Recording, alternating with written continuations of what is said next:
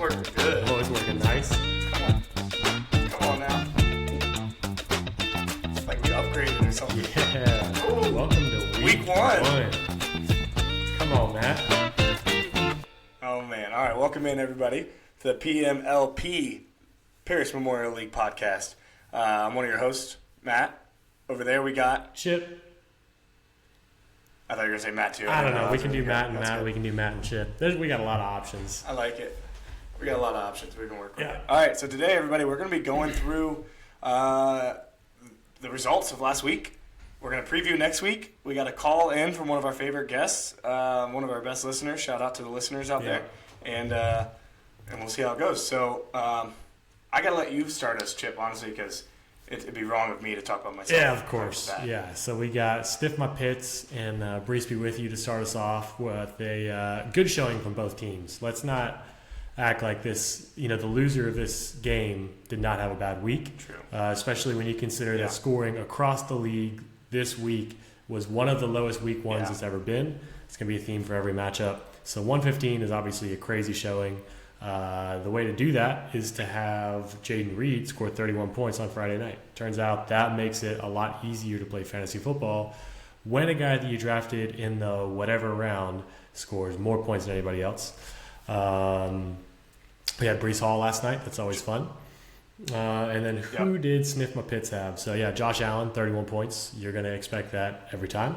Devon Achane, obviously great play. I guess he's hurt right now. Is that the case? Questionable for Thursday? But either way. Yeah, I think it'll be fine. Either way, 19.5 points. Good matchup. Two very good teams. But, again, when you have a guy who shouldn't be scoring 31 points, score 31 points, you're going to win games.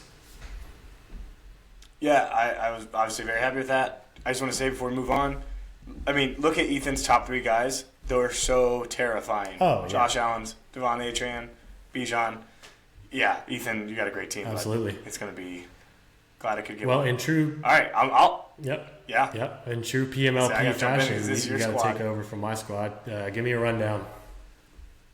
I think I know you were worried early, but that 98 is a good showing. Like you said, low week. I think there was only like 30-something touchdowns scored this weekend, which is crazy.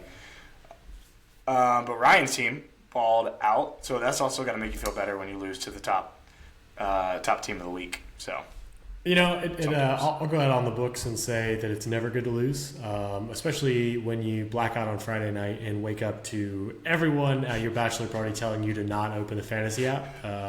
That was not a really fun way to start my day on Saturday. But Saquon Barkley was a guy that I was super high on going into the year, so I can't be too upset. Yeah, and Cooper Kupp looked awesome, and you called a shot on Chris Godwin, which I was not high on, but man, did he perform. So good call on that one. Thank you. It looks like he might be a consistent guy too. So out of that slot, it looks like it's the resurgence of Chris Godwin, so we'll see.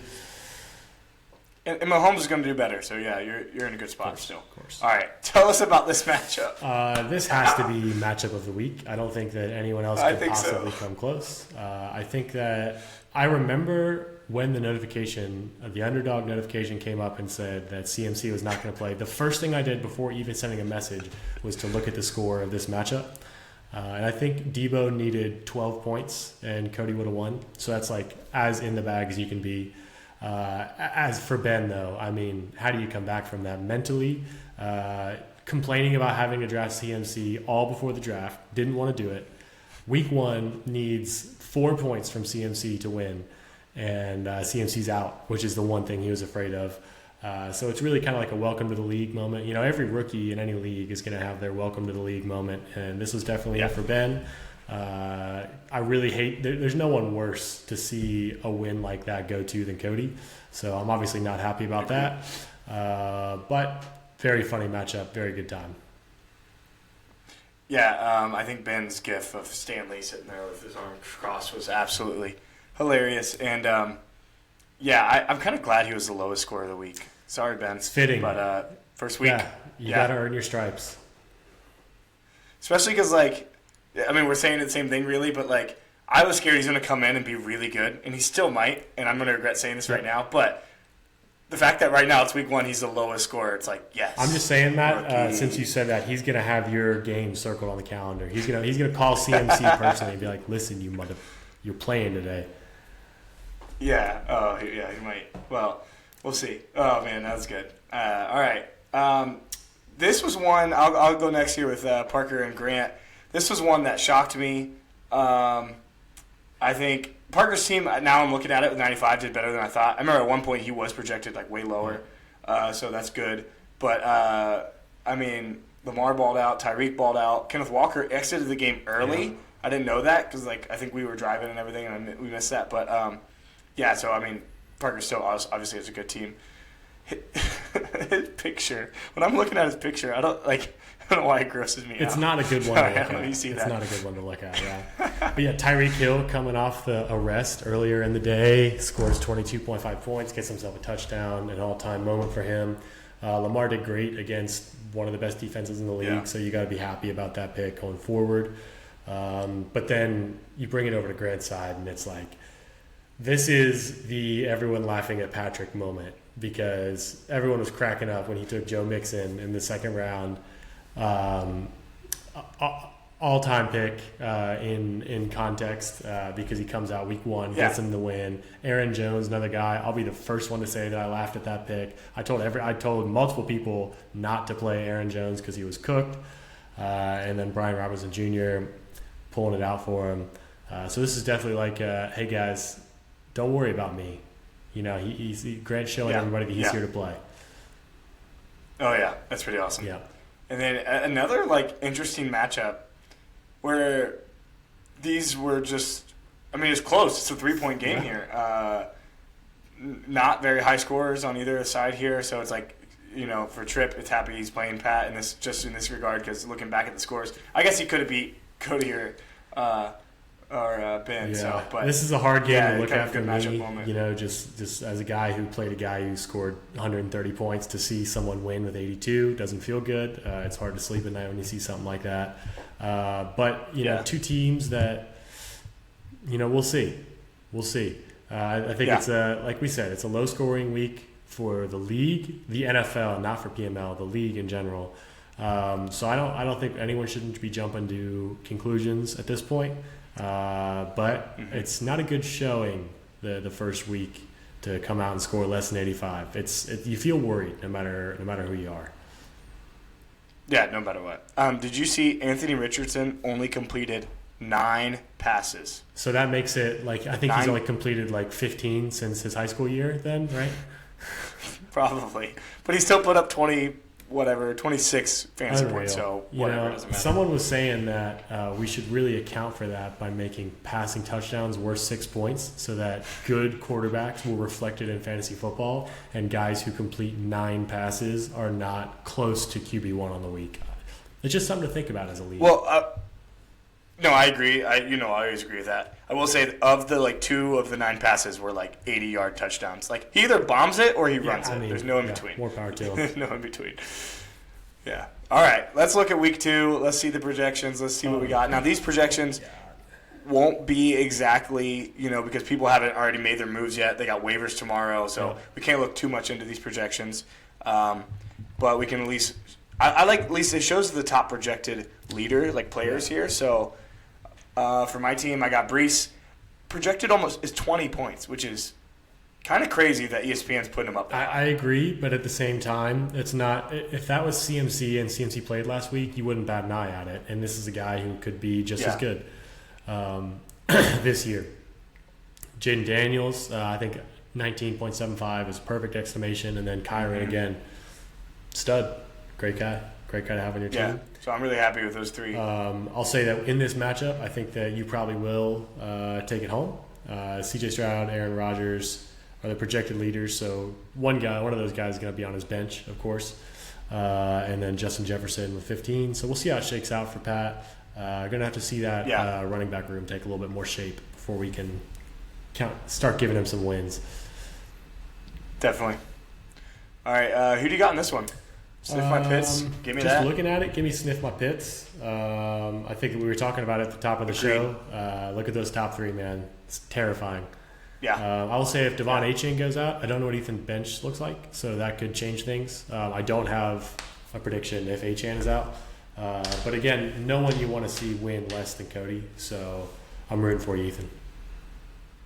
Now, just a reminder, that's a fun game. Thursday night is Bills-Dolphins, so a lot of people in this matchup right here, so that's going to be fun. Yeah.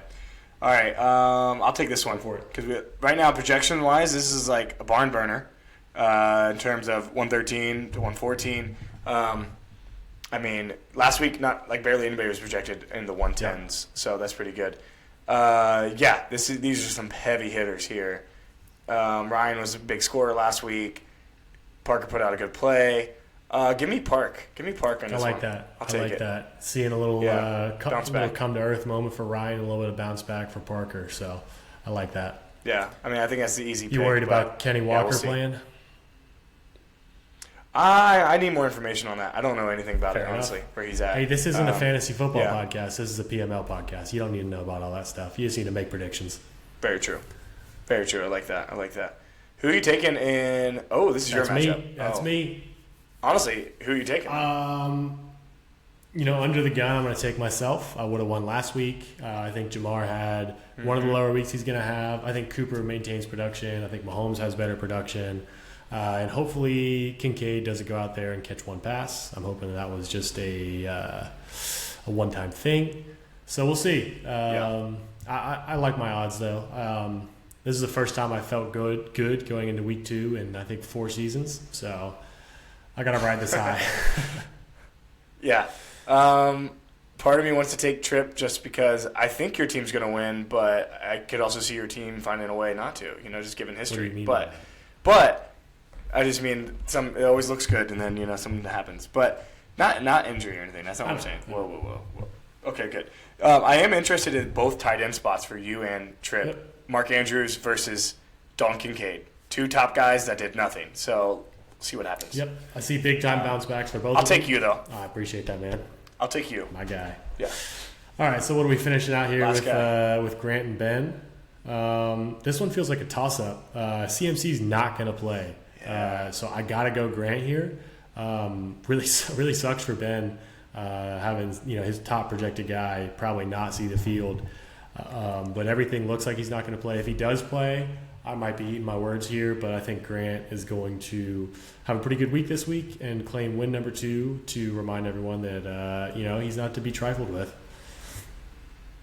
Yeah. I'm sorry, Ben, but I got to root for Grant here only because I would love to see you get your second loss in PML. I want you to earn that first win, I'm looking at his bench. Yeah, he's got Zach Moss he could throw in over McCaffrey, so I don't know. That could be the move. But yeah, give me Grant. All right. Too. Well, that wraps up the week 2 matchups. We got our caller, right? We got someone called into the show, wanted to say some words, give his thoughts. You want to play that for us, Matt, and then we'll respond to it. I'll say we're listening to this live on air for the first time. Give me like a thumbs up if it needs to be louder or anything, if I can do anything, but we'll try. I got you. All right. Gentlemen of the PMLP podcast.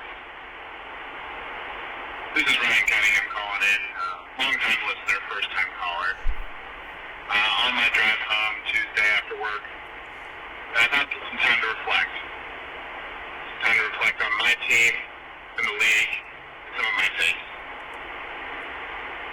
First take is something I have to address with the host of this podcast, or one of the hosts of this podcast, Max Russell. I gotta say, Matt, watching Jalen Hurts and Saquon on Friday didn't make me feel too bad about having 2 people on the same team.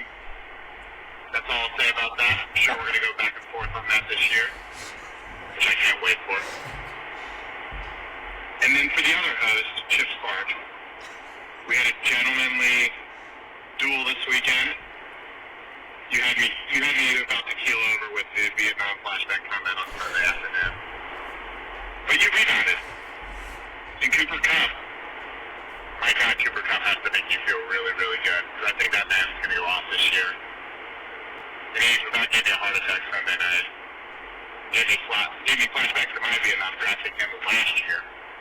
Watching him pretty much destroy my fantasy. But that's another story for another day. But as far as the league as a whole, man was scoring now. I mean, the morale was just low. Like, there were pillow fights all around between Cody and Ben and Tripp and Pat. A lot of people failing to break 100. And I think that this podcast, instead of doing hardcore analysis, needs to uplift the rest of the league. And I think I'd like to start off a conversation or a discussion topic for each of you all. And I'd like for you guys to kind of go through each team and say who your favorite draft pick on each of the teams is. I think everybody needs to pick up around the league. Not me. I was the number one scorer this week. But, that's just where I'm at right now. I care so much about others that I can't really focus on my own. But I'm going to hang up and I'll listen on the other line. But keep up the good work, gentlemen. All right, Ryan. Thanks for calling in, man. What a great call. What a way to start off the year on that.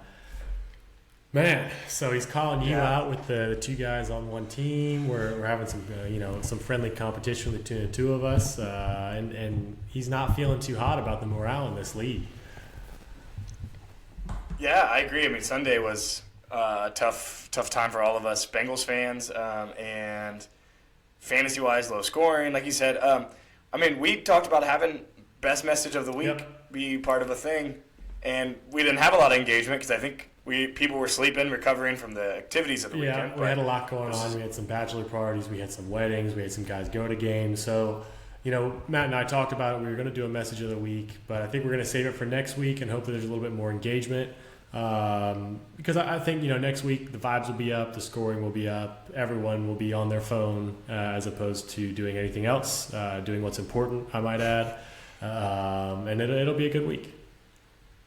Yeah, well, I mean, you kind of got an honorable mention there with the Vietnam flashback. I did, and I'll wear that proudly because I was pretty proud of that. I'm not proud of what got me there because what got me there was years of losing seasons and getting my ass handed to me on a silver platter.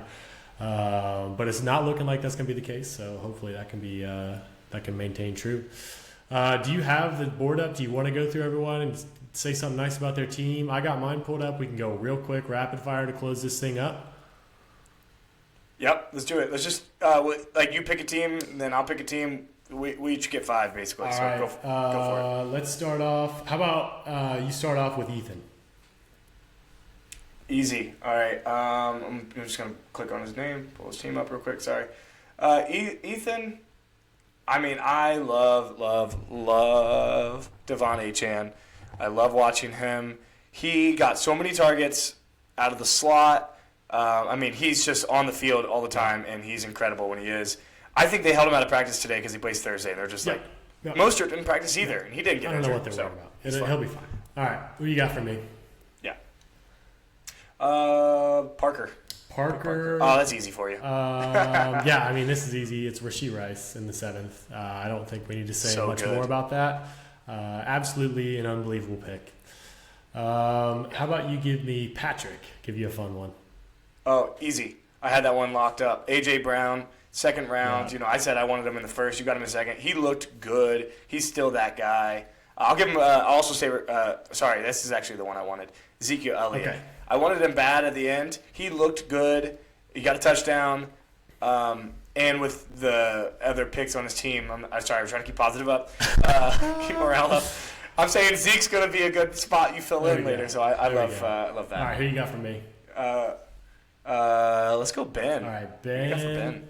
Let me take Waddle in the 4th. Let me go Waddle in the 4th. Ooh, yeah. I think that's an awesome value for him. I think he played really well this week, right? And I think last year I remember him and Tyreek both saying that Tua was trying to get the ball to Tyreek as much as he could because they wanted him to break 2,000 yards. I think it's going to be much more even this year. So give me Jalen Waddle in the 4th. No doubt about that. Let me get Tripp from you. Yep. I know Tripp's got a good team. Yep. Let me look. I got to go with... I got to go with AR. I got to go with him only because I was scared, as you know, about his draft pick, and he looked great last year. I think, Tripp, you got to hype yourself up with that and be like, yep, I got this guy, and I'm going to rock with him, and he can lead you to a lot of places. So I like it.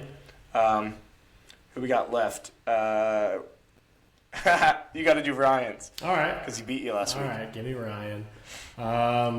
It's pretty hard to beat James Conner in the 7th. Dude looked like the absolute bell cow in Arizona. Just took every carry and did a lot with it. Going to be easily starting for him every week. Absolute stud. I think we all kind of got blinded by his age and a little bit of name fatigue, and he fell down to the 7th, and Ryan took advantage of us. So good on you, Ryan. You got, I think, Grant left, and then we got us two, if I'm not mistaken.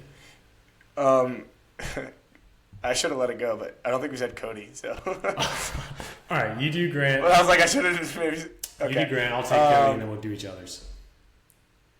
I will say for Grant, I mean, dude, Joe Maine looked so good. He looked like faster than normal. 100%. Too. Yeah, he looked better than he did like last year or the year before. Yeah. All right. So yeah, Joe Maine mixed in. He's on a new team, Grant. If you didn't know. Yep. Traded this year. And yeah, good pick. All right, go for Cody's it. team. Give me Debo in the 4th. I think he's gonna be a stud. I think he had a great game last night. Am I not wrong about that? He took some snaps out of the backfield. They called him on the broadcast. They called him a wide back. Sounds a little bit like a slur. Probably shouldn't call him that on live television. But I like Debo Samuel, the wide back. Having a great year this year from the 4th round. Yeah, I agree. All right, for you, I'm gonna do your team, and you got to do mine. I just have teams. I don't have like picks, so I'll say Tony Pollard. I've been saying it the whole offseason to you. I'm like, dude, that was a great pick. That was a great pick. That was a great pick. We got to see it on Sunday. Yeah. He looked so good. I mean, he owned that backfield. He really did. He owned it. 100%. So it's his. All right. So for yours, it's hard to say. I would say I'm between two here. I'm between Kittle and I'm between James Cook. I think James Cook in the 3rd is like crazy value. He's in your flex, which is like nuts. And George Kittle is Mr. Consistency, tale as old as time. He's going to miss 2 games for injury and going to give you between 11 and 15 for every other game he plays. Yep, agreed. Thanks for that. Well, fun day, yes, sir. Fun podcast, Fun week. Absolutely. Let's get another call in this week. We need another energized and enthusiastic caller. Call in, maybe talk a little smack, maybe say a little shout out, a little something you didn't like. And we'll see you next week. What you got for us, Matt? Yeah, I was going to say, don't forget best message of the week. Yep. Like, I'm going to be looking for the ha-has thrown on it. Yep. You got to have some ha-has to back you up. Ryan, thank you again for calling in, bud. Appreciate Starting us off, man. Long-time listener. Thank you. First time, long time. All right, everybody. All right, everyone. PMLP. We will see you next week.